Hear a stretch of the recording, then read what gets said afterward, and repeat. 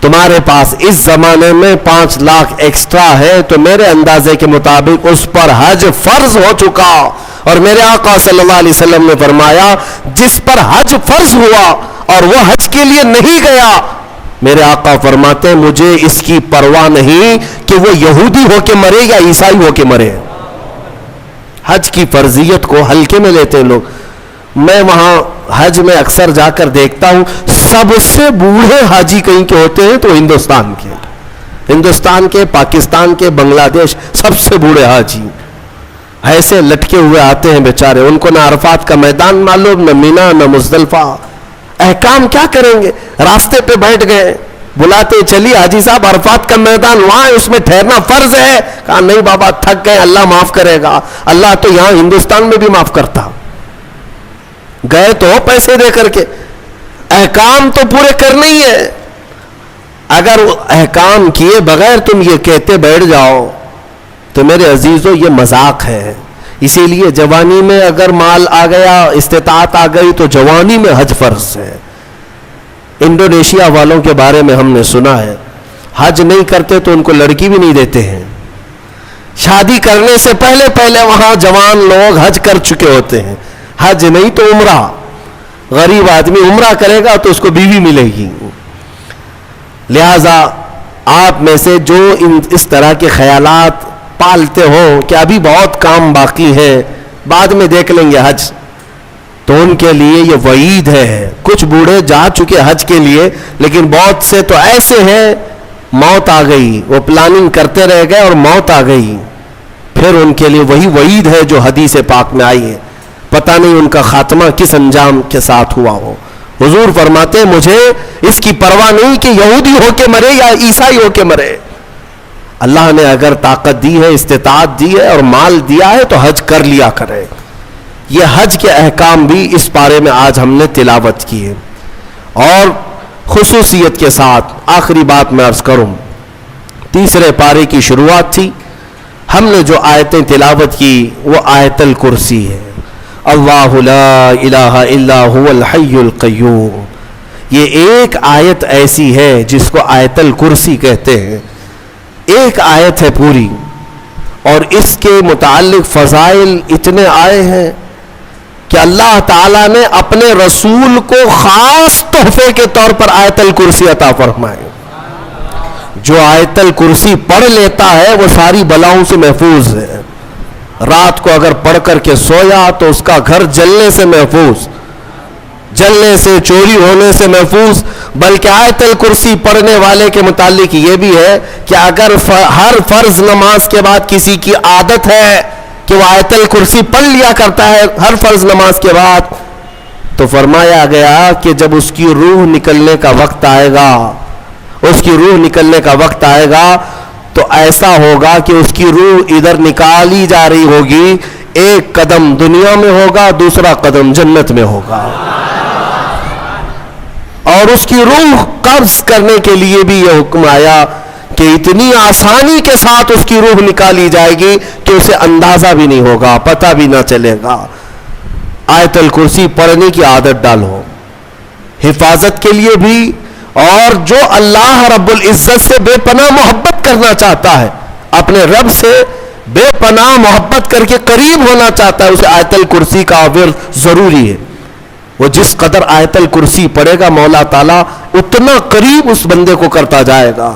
اور ایک بات یاد رکھ لیں، الحمدللہ بچپن سے ہمیں بھی یہ عادت ہے، آیت الکرسی پڑھنے والے کی ایک اور فضیلت ہے کہ اسے پھر دوسری کرسی کی لالچ بھی نہیں آئے گی. ہاں، کرسی والوں کو میں یہ کہتا ہوں آیت الکرسی پڑھا کرو تاکہ یہ نحوست دل سے نکل جائے. یہ کرسی، وہ کرسی، وہ کرسی، یہ کرسی، کب تک کرسیوں کے پیچھے چلو گے؟ جس کے پاس آیت الکرسی ہو، جیسے دیکھو اجمیر کے خواجہ کی کرسی آج تک کوئی نہیں ہلاتا، کوئی نہیں ہلاتا، اور اس کرسی کے لیے کبھی الیکشن بھی نہیں ہوتا. ہماری بات ہمارے اور 100 نسلیں بھی آئیں گی، ہندوستان کا بادشاہ وہ نسلیں غریب نواز کو ہی سمجھا کریں گی. کیوں؟ وہ آیت الکرسی والے بادشاہ ہیں. لہذا ہے سنی مسلمانوں، آیت الکرسی کا ورد رکھو. یہ کرسیوں کی لالچیں بھی بہت خطرناک ہوتی ہیں، بسا اوقات انسان کو کافر بنا دیتی ہیں، بسا اوقات انسان کو گمراہ کر دیتی ہیں۔ ہم نے دیکھا ہے اولیاء اکرام کی تعلیم میں، اولیاء اکرام جب کسی کی تربیت کرتے ہیں نا تصوف میں، تو تربیت میں سب سے پہلے وہ دو چیزوں کو مارتے ہیں۔ پہلی چیز یہ ہے کہ کھانے میں لالچی نہ ہو، بہت زیادہ کھانا بند کر دو۔ اگر کسی ولی کے دربار میں تربیت لینا ہے تو پہلی تربیت وہ یہ کرتے ہیں کھانے پر کنٹرول، اور دوسری تربیت کسی بھی مقام، مرتبے، منصب اور کرسی کی لالچ ہرگز نہیں۔ کوئی عمل اس لیے نہیں کرے گا کہ مجھے یہ مقام ملے، دنیاوی منصب ملے۔ اسی لیے میرے آقا صلی اللہ تعالی علیہ وسلم نے بھی ارشاد فرمایا کہ دنیا طلب کرنے والا اگر علم دین بھی حاصل کرے گا تو وہ ایسا ہی ہے جیسے خنزیر کے گلے میں موتیوں کا ہار ڈالا جا رہا ہے۔ حب جاہ، حب مال، حب مقام، حب منصب، یہ بری خصلتیں ہیں۔ اللہ ان تمام چیزوں سے ہمیں محفوظ رکھے۔ من رکع فرفع، حضور نے فرمایا جو جھک گیا اللہ اسے بلند کرتا ہے، اور جو اکڑ گیا اللہ اسے ہمیشہ ذلیل کرتا ہے۔ تو یہ کرسیاں ہی ہیں جو اکڑ پیدا کرتی ہیں۔ آیت الکرسی کا ورد ہمیشہ رکھو، بہت ساری چیزوں سے تمہیں محفوظ کر دے گی۔ آخری بات، اس میں تیسرے پارے کی ایک بہت ہی اہم چیز بیان ہوئی ہے، وہ کیا ہے؟ ابراہیم علیہ الصلاۃ والتسلیم نے ایک بار اللہ رب العزت کی بارگاہ میں سوال کیا، اے مولا مجھے دکھا تو مردوں کو زندہ کیسے کرتا ہے؟ اللہ نے پوچھا کہ اے ابراہیم کیا تجھے یقین نہیں ہے؟ کہا کیوں نہیں، یقین ہے مولا، لیکن آنکھوں سے دیکھنا چاہتا ہوں، لیطمئن قلبی، تاکہ میرے دل کو اطمینان ہو جائے۔ سنو، اللہ مردوں کو زندہ کرتا ہے یا نہیں کرتا ہے؟ رب تبارک و تعالیٰ قادر مطلق ہے، سب بکھر جانے کے بعد بھی وہ دوبارہ زندہ کرے گا۔ ہاں کئی واقعات ہیں، حضرت عزیر علیہ السلام کا واقعہ بھی آج ہم نے تلاوت کیا۔ ایک نبی تھے اللہ کے، 33 سال کی عمر تھی، وہ اپنے خچر پر جا رہے تھے، ایک بستی کو دیکھا اجڑی ہوئی تھی، اجڑی ہوئی۔ انہوں نے یہ پوچھا اللہ کی بارگاہ میں کہ مولا یہ سب پوری بستی اجڑ گئی، یہاں نہ سبزے اگتے ہیں، نہ درخت، نہ پودے، کچھ نہیں، کیا پھر اس بستی کو تو دوبارہ زندہ کرے گا؟ تو حضرت عزیر علیہ السلام کو اسی وقت نیند لگ گئی، سو گئے۔ وہ سوئے تو 100 سال کے لیے سو گئے، 100 سال کے لیے وہی سو گئے، اور جس خچر پر آئے تھے، جو کھانا لے کر کے آئے تھے، اس کو بھی نیند لگ گئی۔ نیند کیا ہے؟ موت کی بہن ہے، اللہ نے سلا دیا۔ 100 سال کے بعد اٹھایا اللہ نے، پوچھا عزیر سے کتنے دن یہاں ٹھہرے رہے؟ کہا میں تو صبح آیا تھا، دوپہر ہو رہی ہے۔ اللہ نے فرمایا ذرا اپنے خچر کو دیکھو، تمہارے کھانے کو دیکھو، تم 100 سال یہاں ٹھہرے ہو۔ حضرت عزیر جب اٹھے اور گئے تو ان کی عمر تو 33 تھی، ان کی عمر تو 33 سال ہی تھی۔ مولا 100 سال سلایا، اس کے بعد بھی جوان ہی اٹھایا۔ جب اپنی آبادی میں آئے تو ان کے زمانے کے بچے بھی بوڑھے ہو چکے تھے، خود ان کی اولاد جو ان کے بیٹے تھے وہ ان سے بھی بڑے ہو چکے تھے، 118 سال، 115 سال، 110 سال کے ان کی عمریں ہیں، اور حضرت عزیر کی عمر تو 33 سال ہے۔ حضرت عزیر آئے اور کہا میں عزیر ہوں، اللہ کا نبی۔ لوگوں نے انکار کر دیا کہ وہ 100 سال پہلے جا چکے، تم کہاں سے آئے ابھی؟ ایک خاتون جو ان کے گھر کی کنیز تھی، وہ بہت بوڑھی ہو چکی تھی، اس نے کہا میں عزیر کو 2 علامتوں سے پہچانتی ہوں، اگر وہ 2 علامتیں اس کے اندر ہیں تو یہ عزیر ہے۔ وہ آئی، کہا ایک تو یہ ہے کہ پورے زمانے میں تورات اگر کسی کو لفظ بلفظ یاد ہے تو صرف عزیر علیہ السلام کو، کسی کو نہیں، ایک علامت یہ ہے۔ دوسری یہ ہے کہ ان کی پیٹھ پر ایک نشان ہے جو کسی کے اندر نہیں ہے، وہ میں دیکھ چکی ہوں۔ حضرت عزیر کو جب اس بوڑھی نے یہ کہا تو حضرت عزیر علیہ السلام نے لفظ بلفظ پوری سورہ تورات سنا دی، اور ان کی پیٹھ پر وہ نشان بھی باقی تھا۔ تو اس خاتون نے پکار کر کہا اے لوگوں، یہ اللہ کی قدرت ہے، یہی عزیر ہے جو 100 سال پہلے ہم سے بچھڑا تھا، آج مولا نے 100 سال بعد دوبارہ اسے ہمارے ہاں اٹھا کر لایا ہے۔ یہ واقعہ کیوں پیش آیا؟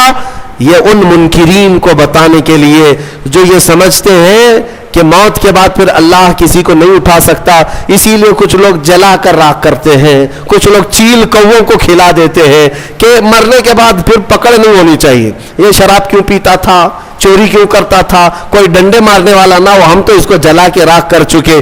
مولا قرآن میں بیان فرماتا ہے جو رب ایک پانی کے قطرے سے تمہیں انسان بنا سکتا ہے، تمہاری راکھ کو جمع کر کے دوبارہ تمہیں زندہ کیوں نہیں کر سکتا؟ وہ قادر مطلق ہے، دوبارہ اٹھائے گا. ہمارا عقیدہ کیا ہے؟ موت کے بعد ہم دوبارہ ہوں گے کہ نہیں ہوں گے، لیکن اس دنیا میں نہیں، پرن جنم نہیں. ہاں، یہ پرن جنم والا نہیں ہے.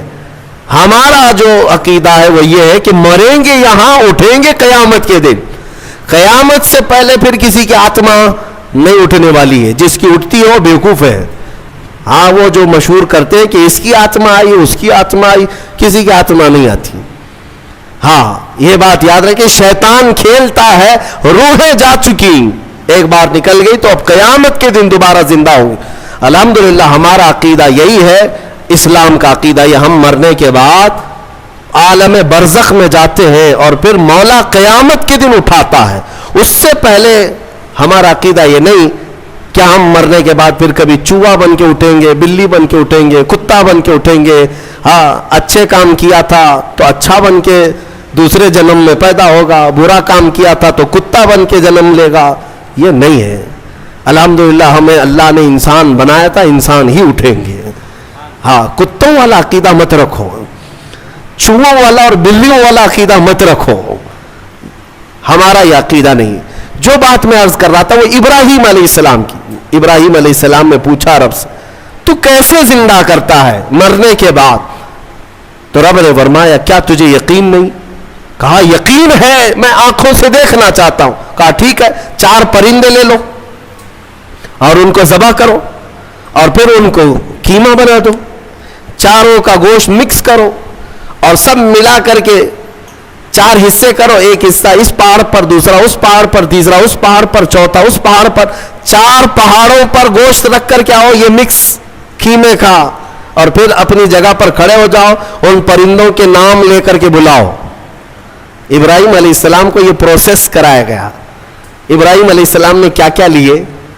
ایک کوا لیا، توجہ چاہتا ہوں، کیا لیا؟ کوا لیا. دوسرا مرغا لیا، تیسرا کبوتر، چوتھا مور. 4 پرندے لیے، کوا، مرغا، کبوتر، مور. 4 پرندے لیے اور چاروں کو ذبح کیا.